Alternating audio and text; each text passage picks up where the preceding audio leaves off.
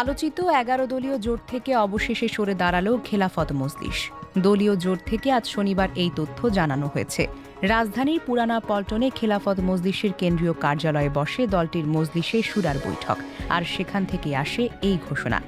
বাংলাদেশ জামাতে ইসলামের নেতৃত্বাধীন ১১ দলীয় ঐক্য ছেড়ে দিচ্ছে খেলাফত মজলিস।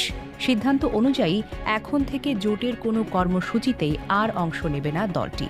তবে ভবিষ্যতে বৃহত্তর ঐক্যের প্রয়োজন হলে বিষয়টি আবার বিবেচনা করা হতে পারে। এই সিদ্ধান্ত হুট করে আসেনি। এর আগে গত ১৩ জুন চট্টগ্রামে ১১ দলের বিভাগীয় সমাবেশের পর থেকেই জোটের সঙ্গে দূরত্ব বাড়তে শুরু করে খেলাফত মজলিসের। দলটি আনুষ্ঠানিকভাবে জানিয়ে দেয়, ভবিষ্যতে কোনো সমাবেশের প্রচারণায় যেন তাদের নাম ব্যবহার করা না হয়। এমনকি ২৫শে জুলাইয়ের সিলেট সমাবেশ বয়কট করে ইঙ্গিত দেওয়া হয়েছে দলটি থেকে।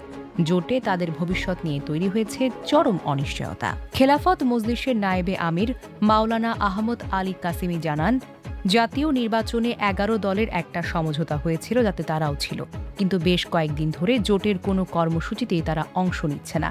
বর্তমানে সেই সমঝোতা আর কার্যকর নেই বলেই তাদের অভিমত।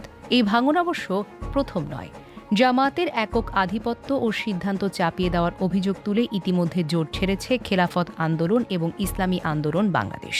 রাজনৈতিক পর্যবেক্ষকদের মতে, কওমি ঘরানার ইসলামী দলগুলোর মধ্যে হেফাজতে ইসলামের আমির আল্লামা মুহিবুল্লাহ বাবুনগরীর উদ্যোগে সাম্প্রতিক বৈঠকের পর থেকেই এই ভাঙনের গতি বেড়েছে।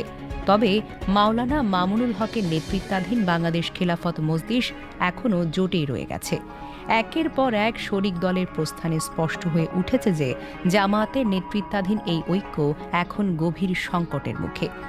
রাজনৈতিক মেরুকরণের এই পালাবদল আগামী নির্বাচনের সমীকরণে কতটা প্রভাব ফেলতে পারে, সেটাই এখন দেখার বিষয়। ডেস্ক নিউজ, অগ্রযাত্রা প্রতিদিন।